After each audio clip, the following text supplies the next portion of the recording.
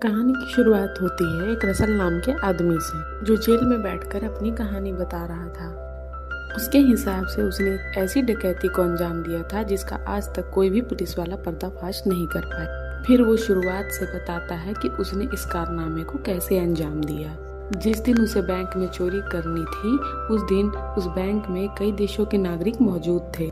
इसके बाद एक आदमी आया जिसने सफेद यूनिफॉर्म और चश्मा पहना हुआ था, और फिर उसके पीछे सफेद पोशाक में बहुत सारे लोग आए और पहले वाले आदमी ने भी अपना मुंह ढक लिया।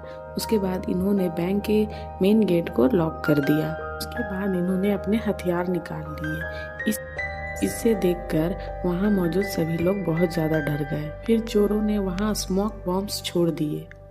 तभी वहां से गुजर रहे एक पुलिस वाले की नजर बैंक से निकल रहे धुएं पे पड़ गई। तभी उसने पुलिस वाले को खबर दी, लेकिन उसमें से एक चोर ने निकलकर उस पुलिस वाले को धमकी दी कि उसने कई लोगों को बंदी बना के रखा है। अगर पुलिस ने कुछ भी करने की कोशिश की तो वो सभी बंदियों को मौत के घाट उतार देंगे। के बाद पुलिस वाले ने पुलिस फोर्स को बुलाया और बैंक के बाहर के लोगों को दूर हटाने लगा। फिर हम डिटेक्टिव फ्रेजियर को देखते हैं। उसको जैसे ही डकैती की खबर मिलती है, जैसे ही उसे डकैती की खबर मिली, वैसे ही वो अपनी टीम के साथ बैंक के बाहर पहुंच गया। कुछ ही पलों में पुलिस वालों ने बैंक को चारों ओर से घेर लिया। और तो और वहाँ पे देश भर के टीवी चैनल्स भी इकट्ठा हो गए थे। उधर बैंक के मालिक को भी खबर मिली कि उसके बैंक में चोर घुस आए हैं और लोगों को बंदी बना लिया गया है। वहीं डिटेक्टिव फ्रेजर और डिटेक्टिव मिलन ने अपनी जांच शुरू कर दी थी। वहीं चोरों ने सभी कैदियों को एक जगह इकट्ठा किया और उनके फोन इकट्ठा करके एक बैग में डाल दिए। लेकिन बैंक में काम करने वाले पीटर ने कहा कि वो अपना फोन घर पे भूल आया है। तभी चोरों ने किसी का फोन लिया और पीटर के फोन पे कॉल किया। तभी ऑफिस से फोन बजने की आवाज आने लगी, तो इसे देखकर पीटर काफी डर गया। तभी पीटर माफी मांगने लगा, लेकिन चोरों के लीडर ने उसे ऑफिस में ले जाकर बहुत मारा। तब तक मारा जब तक पीटर बेहोश नहीं हो गया। तो वो बाहर निकल के सभी को धमकाता है और कहता है कि अगर किसी ने भी कोई भी चालाकी करने की कोशिश की तो उसका यही अंजाम होगा। उसके बाद उसने हॉस्टेजेस के सारे कपड़े उतरवाकर अपने लोगों जैसे कपड़े पहना दिए। उधर देश भर में डकैती की खबर आग की तरह फैल गई थी। तभी बैंक में एक बूढ़े आदमी को दिल का दौरा पड़ गया। तभी चोरों को मजबूरन उसको बाहर भेजना पड़ा। बाहर आते ही उस बूढ़े आदमी से पुलिस वालों ने पूछताछ की। तभी उन्हें पता चला कि अंदर 4 चोर हैं और उनके पास हथियार भी हैं। इधर हम देखते हैं कि बैंक के मालिक आर्थर ने एक लड़की मैडलिन नाम की लड़की को फोन करके मिलने के लिए बुलाया। जैसे ही वो आर्थर से मिली तो उसने कहा कि वो जानती है कि बैंक के एक तिजोरी में आर्थर का एक राज छुपा हुआ है। वो जानना चाहती थी कि आखिर उस तिजोरी में है क्या, लेकिन आर्थर ने कहा कि उस तिजोरी में एक बहुत ही कीमती चीज है और वो नहीं चाहता कि इसके बारे में किसी को कुछ भी पता चले। पर दोनों डिटेक्टिव को खबर मिली कि जिस गाड़ी से चोर आए थे वो गाड़ियां भी चोरी की थी। इसके बाद पुलिस वालों ने सीसीटीवी कैमरा से बैंक के अंदर देखने की कोशिश की, लेकिन अब तक चोरों ने उन सीसीटीवी कैमरास को खराब कर दिया था।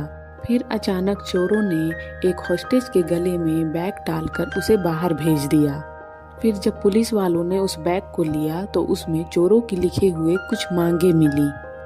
उन्हें रात 9 बजे तक 2 गाड़ियां, एक पायलट, एक हवाई जहाज चाहिए, वरना वो हर घंटे एक आदमी को मार देंगे। उसी वक्त बैंक में आर्थर ने आके बैंक के हालातों के बारे में पूछा। उसके बाद डिटेक्टिव ने कहा कि वो उसे खुद हर पल की खबर देते रहेंगे। इसके बाद चोरों ने अंदर बंधे हॉस्टेजेस के लिए खाने पीने की मांग की। तभी डिटेक्टिव को एक तरकीब सूझी। उसने खाने पीने की चीजों में माइक्रोफोन लगा दिए ताकि वो बैंक में चोरों की बातें सुन सके। डिटेक्टिव फ्रेजर खुद खाने पीने की चीजों को लेकर बैंक में पहुंचा। चोरों के बॉस से उसने बात करने की कोशिश की, पर चोरों के बॉस ने उस पर कोई ध्यान नहीं दिया। फिर वापस आकर उसने माइक्रोफोन से उनकी बातें सुनने की कोशिश की, पर वो लोग किसी अजीब सी भाषा में बात कर रहे थे। आखिरकार उन लोगों ने एक औरत को बुलाया जो ये भाषा जानती थी। लेकिन उस औरत ने बताया कि ये सिर्फ अल्बानिया के राष्ट्रपति का भाषण है और कुछ नहीं। असल में चोर शातिर थे और वो जानते थे कि फ्रेजर जरूर कोई चालाकी करेगा, इसलिए उन्होंने फ्रेजर का वक्त बर्बाद करके थोड़ा सा फायदा उठा लिया। इधर रसल ने वही तिजोरी खोली जो बैंक के मालिक की थी। उसने जरूरी कागजात चुराकर वो हीरे वहीं पे छोड़ दिए। इधर मैंडलिन के साथ शहर का मेयर फ्रेजर से आ मिलने पहुंचा और उसने फ्रेजर से कहा कि मैडलिन इस केस में उसकी मदद कर सकती है, लेकिन फ्रेजर ने इसके लिए साफ मना कर दिया। तभी रसल ने फ्रेजर को फोन किया और अपनी मांगे पूरी करने का दबाव बनाने लगा, पर फ्रेजर ने कहा कि उसे थोड़ा और वक्त चाहिए। इधर मैडलिन ने रसल को फोन किया। मैडलिन ने कहा वो पुलिस वाली तो नहीं है, लेकिन रसल के लिए उसके पास एक बेहतरीन ऑफर है। रसल ने फिर मैडलिन को मिलने के लिए बैंक में बुला लिया। मैडलिन ने रसल से कहा, पुलिस वाले तुम्हें पूरी उम्र के लिए जेल में बंद कर देंगे, लेकिन अगर तुम मेरा साथ दोगे तो शायद मैं तुम्हारी मदद कर पाऊंगी, और साथ ही साथ मेरी मदद करने के लिए तुम्हें $20 लाख भी मिलेंगे। रसल ने कहा कि मैडम पहेलियां बुझाना बंद करो और बताओ कि काम आखिर है किसका, पर मैडलिन ने किसी का नाम नहीं बताया। तब रसल ने मैडलिन को एक कहानी सुनाई कि द्वितीय विश्व युद्ध के दौरान एक अमेरिकी आदमी स्विट्जरलैंड के बैंक में काम करता था। उसने नाजियों के बीच अपने ओहदे का गलत फायदा उठाया और देखते ही देखते वो काफी अमीर हो गए। उसी ने ये बैंक खोला है और उसी आदमी ने मैडलिन को उसके पास भेजा है। अब मैडलिन भी समझ गई थी कि उसका पाला एक टक्कर के आदमी से पड़ा है, तो उसने सीधे सीधे डील की बात की। रसल को बचाने के बदले में उसे वो खुफिया तिजोरी में रखे हुए कागज चाहिए थे। फिर रसल ने मैडलिन को एक कागज दिखाया, लेकिन उसने मैडलिन को वो कागज देने से साफ साफ इनकार कर दिया। फिर मैडलिन भी वहाँ से चुपचाप चली गई। उसके बाहर आते ही फ्रेजर ने चोरों के बारे में पूछा।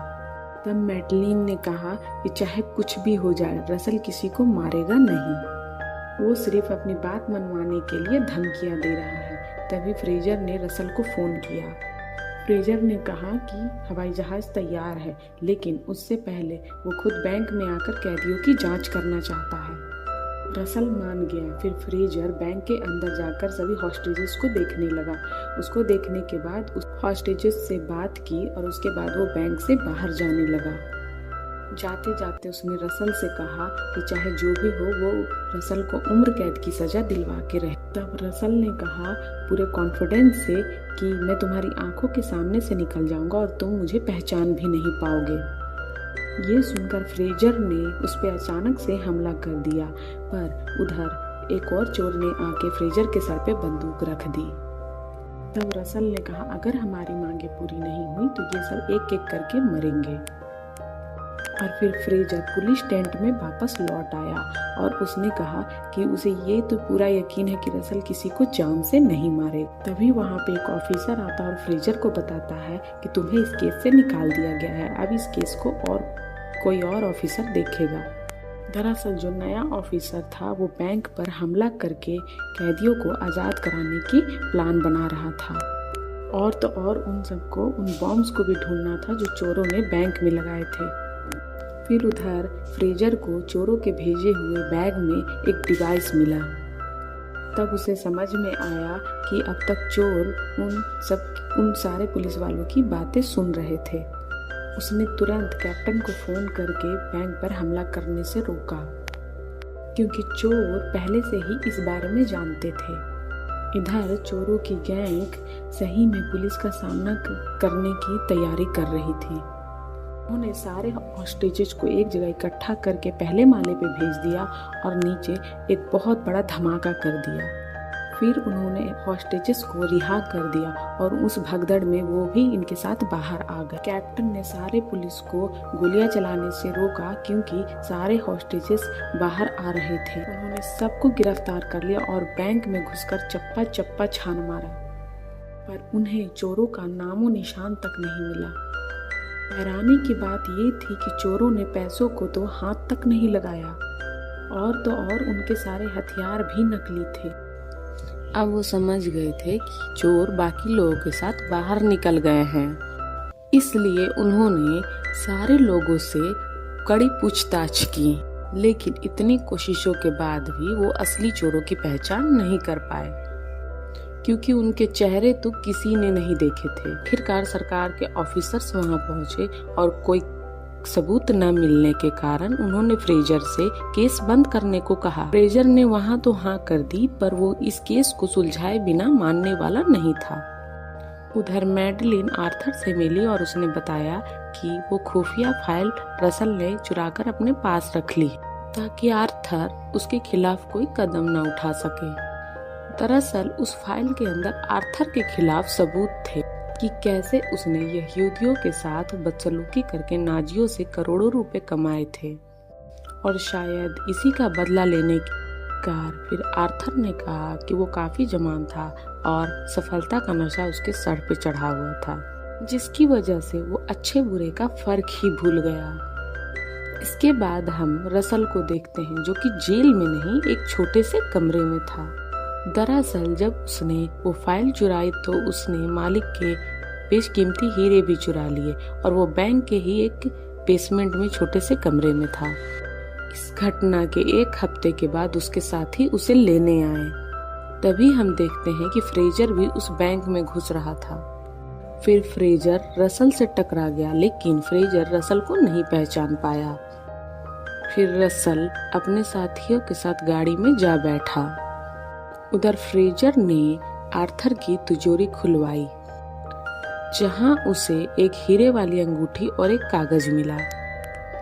उस पर लिखा था, अंगूठी का पीछा करो।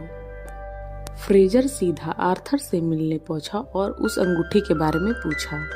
लाजमी सी बात है कि आर्थर ने उसे कोई ढंग का जवाब नहीं दिया।